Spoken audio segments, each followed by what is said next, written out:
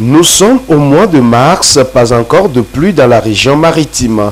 Conséquence, les vagues de chaleur semblent être insupportables à la population.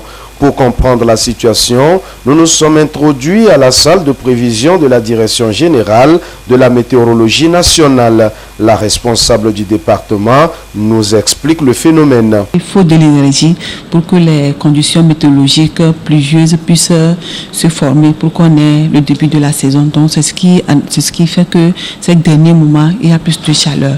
Et en plus aussi, normalement déjà en mars, à Lomé, on arrive déjà quelques pluies. Mais pour cette année spécialement, jusqu'alors, on n'a même pas reçu une pluie dans le Grand Lomé.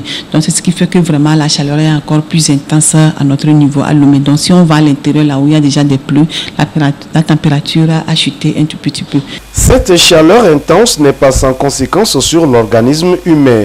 Effets et précautions, les spécialistes de santé nous en parlent. Généralement, la chaleur produit une sécheresse. Ça veut dire qu'au cours de la chaleur, nous-mêmes, on manque d'eau, on est déshydraté.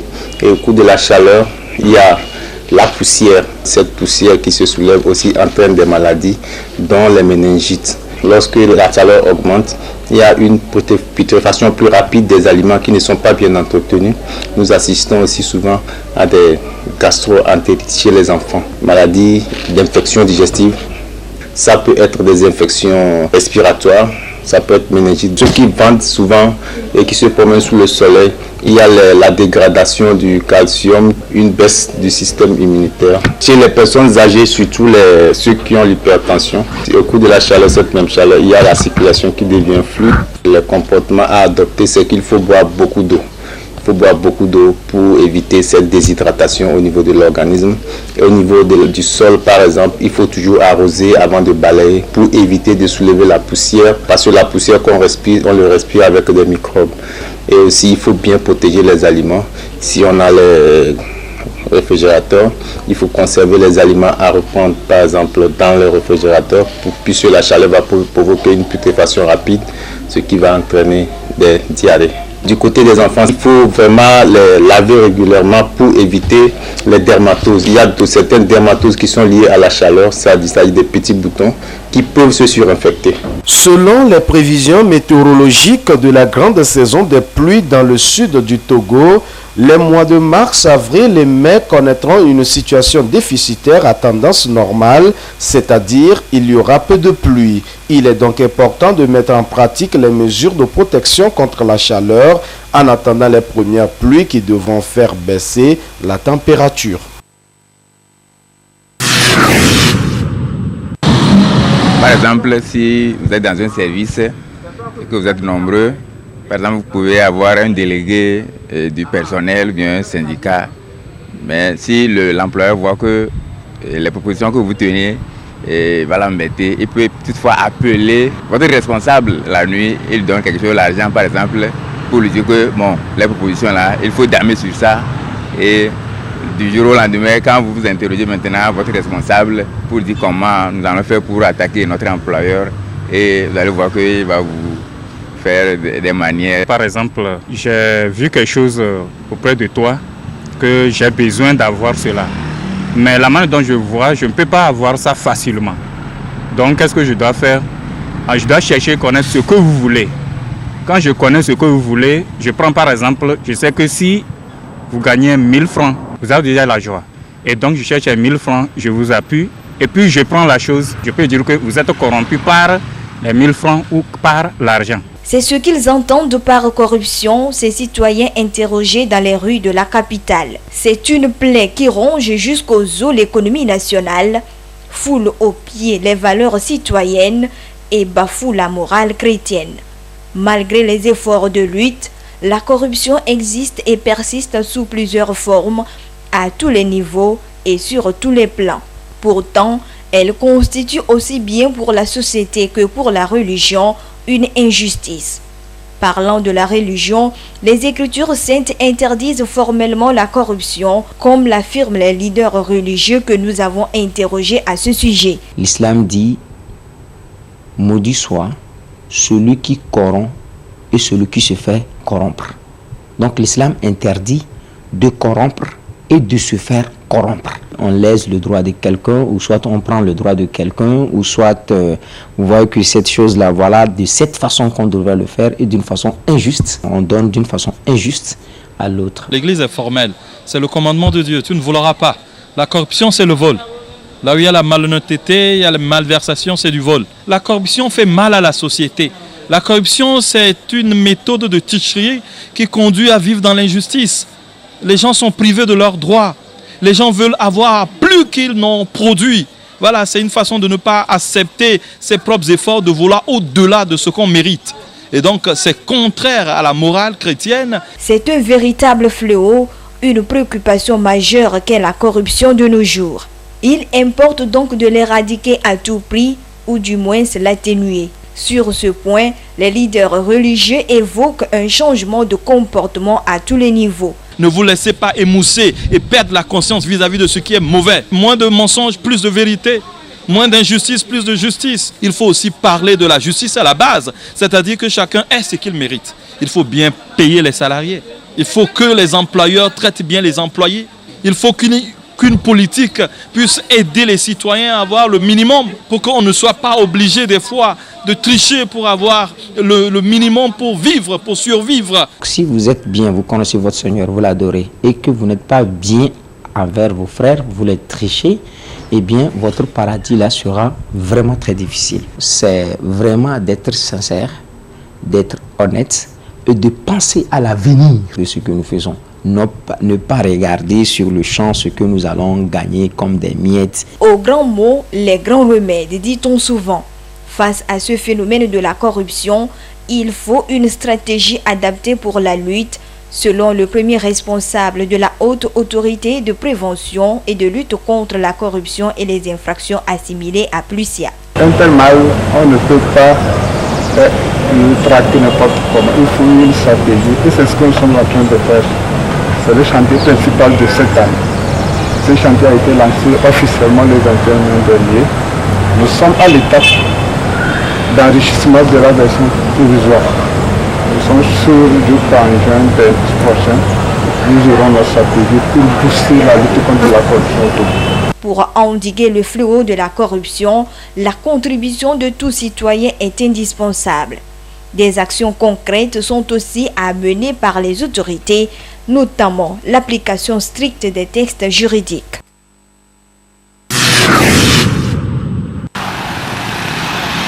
Malgré les efforts du gouvernement et de ses partenaires pour réduire le taux d'accidents sur nos routes, la situation reste préoccupante. D'après les chiffres du second semestre de l'année écoulée, 3577 cas d'accidents ont été enregistrés avec 4655 blessés et 334 morts contre 346 au premier semestre.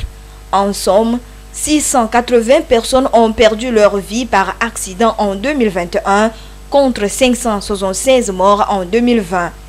Les causes restent les mêmes et le mauvais comportement du conducteur pointé du doigt. La plupart des accidents, c'est le non-respect des règles de la circulation. À la veille des fêtes, il y a des comportements vraiment déplorables. Il y a l'euphorie, il y a d'autres, c'est la colère totale.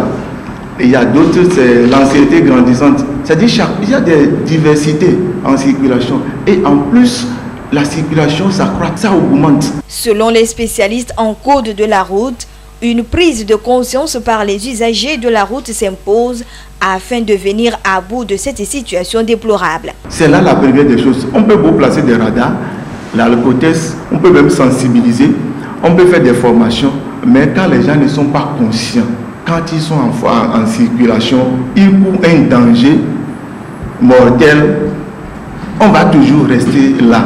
On doit être conscient et responsable.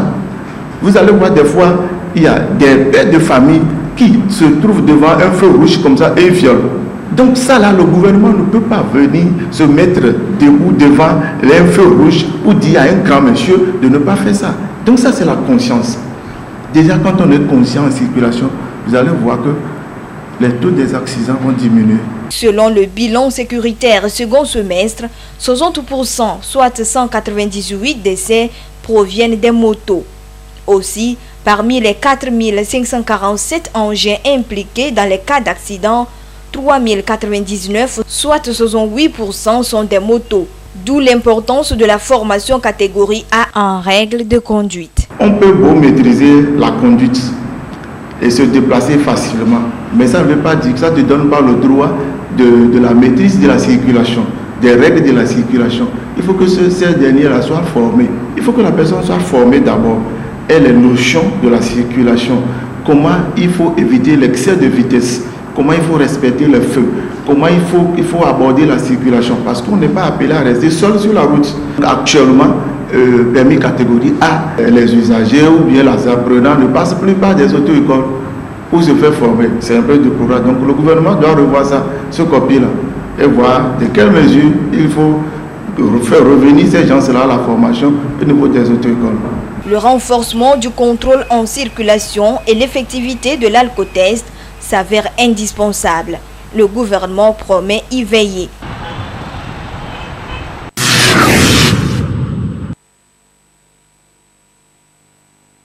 On parle de gros cœur lorsque le diamètre du cœur dépasse la moitié du thorax. Le gros cœur ou la cardiomégalie est engendré souvent par les maladies cardiovasculaires à long terme ainsi que d'autres facteurs de risque. Selon les statistiques des acteurs du domaine, plus de 70% des hypertendus ont le gros cœur au Togo. Pour détecter la cardiomégalie, plusieurs examens et analyses sont à faire. Le gros cœur n'est pas forcément synonyme de mort imminente. Il y a deux méthodes. La méthode directe, on ouvre d'abord le thorax et on prend le cœur, on le met sur la balance. La première mesure indirecte, c'est l'ECG, électrocardiogramme. Il y a aussi la radio du thorax. Elle permet de mesurer les distances, les diamètres du thorax. Au jour d'aujourd'hui, l'échographie cardiaque est un moyen sûr de détecter le gros cœur.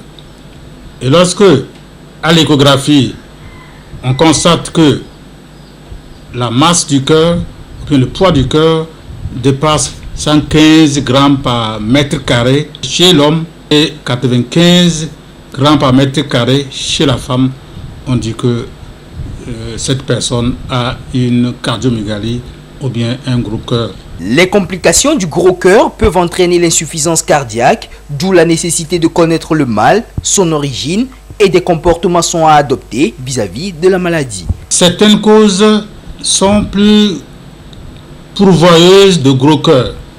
Chez l'enfant, ce sont les anomalies du cœur de l'enfant, causes génétiques comme la drépanocytose qui finiront par donner le gros cœur. Chez les adultes, il y a 3 causes principales. En tête, l'hypertension artérielle. 1 200 000 personnes porteuses d'hypertension artérielle au Togo. Il y a les crises cardiaques, il y a les anémies. La prévention est le seul moyen de faire face à la cardiomégalie. Il existe 2 modes de prévention, la prévention primaire et la prévention secondaire. Prévention primaire, c'est-à-dire empêcher que l'hypertension artérielle s'installe chez les individus. L'alimentation doit être saine et équilibrée. En 2 mots, mangeons moins gras, moins salé et moins sucré. Activité physique adaptée à chaque individu. Par exemple, on doit marcher 30 minutes au moins par jour. Éviter le stress, les drogues aussi. Éviter le fait de ne pas dormir suffisamment. Prévention secondaire qui passe par une bonne prise en charge de l'hypertension artérielle, des crises cardiaques. C'est le médecin qui va intervenir à ce niveau-là pour donner les bons médicaments. Nous mettons l'accent sur le dépistage sans attendre qu'il y ait des complications. Mettre en application ces conseils permettra d'être à l'abri de la cardiomégalie. Consultez également les cardiologues en cas de besoin pour éviter des complications ou des surprises désagréables.